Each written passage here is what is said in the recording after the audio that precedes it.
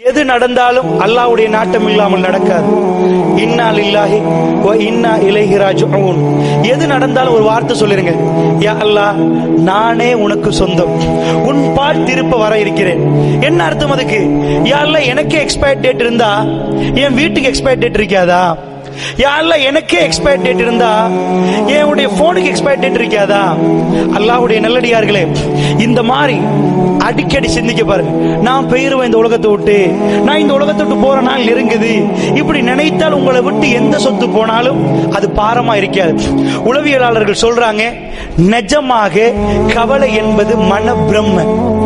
கவலை என்று உருவாகிறது மனசுல. இந்த மனசாலே இது இல்லாமல் ஆக்கலாம்.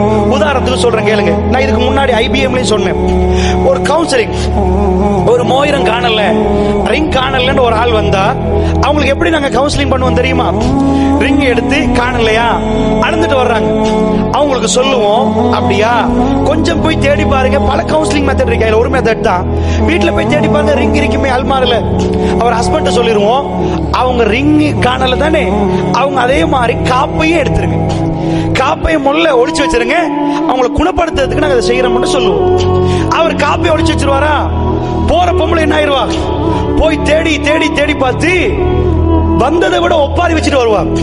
நான் வந்தது உங்கள்ட்ட மோதிரம் காணலன்னு தான், இப்ப காப்பும் சேர்ந்து காணல.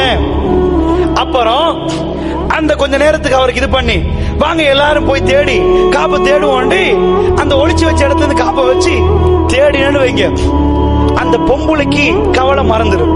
காப்பை கண்ட உடனே, அம்மாடி காப்பு கிடைச்சிட்டு, அந்த மோதிரம் போனா போட்டும், அது 7,000 இருந்தானே, அது 10,000 மோதிரம் தானே, இது 2 பவுன் காப்பு 1,00,000 அப்படின்னு மனசு ஆறுதல் அடைஞ்சிடும்.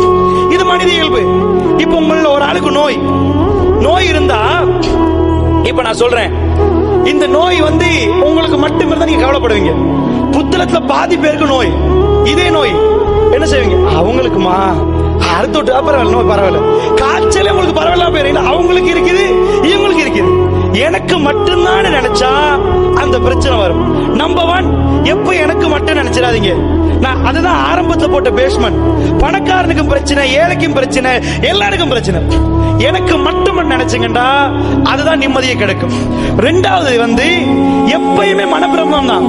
5 கோடி உங்க கையில தர்றேன்னு வைங்க, இதை விட நீங்க எப்ப சந்தோஷப்படுவீங்க தெரியுமா? 5 கோடி உங்களுக்கு கிடைக்கும் என்ற ஒரு நம்பிக்கை சொல்லுவாங்களே, ஒரு மாசத்துக்கு முன்னாடி எப்ப 5 கோடி கிடைக்க போகுது, அப்ப சந்தோஷப்படுற அளவு கூட 5 கோடி கிடைச்ச பிறகு சந்தோஷப்பட மாட்டீங்க. 5 கோடி கையில வச்ச பிறகு கணக்கு, ஆகா பேத்தி பேரனுக்கு எல்லாம் கொடுக்க போல எல்லாம் போயிருமே, போதாம் போயிருமே. 5 கோடி கையில வந்தா கவலை வரும். 5 கோடி கிடைக்கும் என்று கேட்பீங்களே, அப்ப சந்தோஷம் வரும். உளவியலாளர்கள் சொல்றாங்க, நம்பிக்கையில தான் சந்தோஷமும் கவலையும் இருக்கு. இந்த பாயிண்ட நான் விவரமா ஒரு அவருக்கு சரி விளக்கணும், ஆனா 5 நிமிஷத்துல முடிச்சிடுறேன், நல்லா புரிச்சுக்கோங்க. இது சைக்காலஜிக்கல் பாயிண்ட். நம்பிக்கையில தான் சந்தோஷம் இருக்கு. இப்படி சொல்றேனே, இந்த ஊர்ல இருந்து ஒரு ஆள் உம்ரா போறாங்க. உம்ரா போறதுக்கு ஒரு வாரத்துக்கு முன்னாடி அவங்க மூஞ்ச கொஞ்சம் பாருங்க பாபு, சிரிச்சுட்டே இருப்பாங்க. மக்காவுல வெயிலோ தெரியாது, நிறைய சனமோ தெரியாது, நான் உம்ரா போறேன் அப்படின்னு அடிக்கடி மக்காவை நினைப்பாங்க. உடம்பு வேணுமான புத்தகத்துல இருக்கலாம், மனசு மக்காவுல இருக்கும். சில பேர் வெளிநாட்டுக்கு போற நேரம், அந்த சுற்றுலா போற நேரம் அதே நினைப்பாங்க. இப்ப என்ன ஆகுது?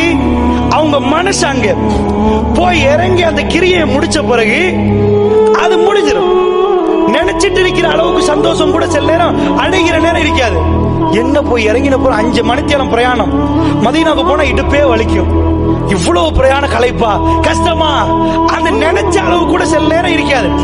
மனித வாழ்க்கையில நம்பிக்கையில தான் சந்தோஷம் இருக்கு. எப்ப நினைங்க, நான் நல்லா வாழுவேன், என்னை அல்லாஹ் விடமாட்டான், என் பிள்ளைகளை நல்ல வைப்பான், பிள்ளை ஏதாவது நடந்தா கூட நல்லதே நினைங்க. இது அதுக்குதான். இப்ப எங்களுக்கு எல்லாம் ஏதாவது நடந்தா இருக்க வந்தா அல்லாஹ் பெருசா தர போறான் போல நான் மசூரால சொல்லுவேன். அமைப்புல ஏதாவது பிரச்சனை வந்தா நான் மசூரால அப்படியே சொல்லுவேன், அல்லாஹ் இருக்கிறான், பெருசா தர போறான் போல, கண் கூட தந்திருக்கிறான். கன்ஃபார்ம். போன 2013ஆம் ஆண்டுல ஒரு மிட்ல கடுமையான ஒரு பிரச்சனை, கடுமையான ஒரு சிக்கல். நான் மசூரா சபையை கூப்பிட்டு, அல்லாஹ் எங்களுக்கு ஏதோ பெருசா தர போறான் போலன்ற. ஆனால் 2013 லாஸ்ட் ஆக போக்கல இவ்வளவு காலம் இல்லாத ஒன்றே அல்லாஹ் தந்துட்டான். அவ்வளவு பெருசா தந்துட்டான். அதனால சொல்றேன், கொடுப்பான் எடுப்பான் தருவான், இதான் ஏதோ தரப்போறான். மாஷா அல்லாஹ். ஒன்றுமே இல்லாம போச்சு, கிடைக்க போத நம்புங்க, ஸ்ட்ராங் அனுப்பிங்க, நீங்க ஹெல்த்தி அனுப்பிங்க. அதனால அல்லாஹ்வுடைய நல்லடியார்களே, இந்த அடிப்படையை மனதில் வைத்துக் கொள்ளுங்கள். கடைசி ஒன்று சொல்றேன். சைக்காலஜிக்கல் பாயிண்ட்ஸ் எனக்கு நிறைய விவரமா சொல்ல முடியல, ஏன்னா இந்த பாயிண்ட பொறுத்தல அவசரமா ஒவ்வொன்றா சொல்ல இயலாது. இது ஒவ்வொன்றா விவரமா பேச வேண்டியது. ஏன்னா முதல் நான் வச்ச பாயிண்ட் ஒரு மணித்தியாலத்துக்கு மட்டும் நான் உங்களுக்கு புரிய வைத்தது என்னன்னா, உலகத்தில் உங்களுக்கு மட்டும் இல்ல பிரச்சனை, எல்லாருக்கும் பிரச்சனை. இந்த பிரச்சனை நேரம் அல்லாஹ் என்னோட இருக்கிறான்னு நீங்க நம்பினால், அல்லாஹ்வுடைய உதவி வரும் என்று நம்பினால் உதவியும் வரும், உங்களுக்கு எதுவும் நடக்காது. ஏன்னா மனசுதான் பயப்படுவது, மனசுதான் கவலைப்படுகிறது.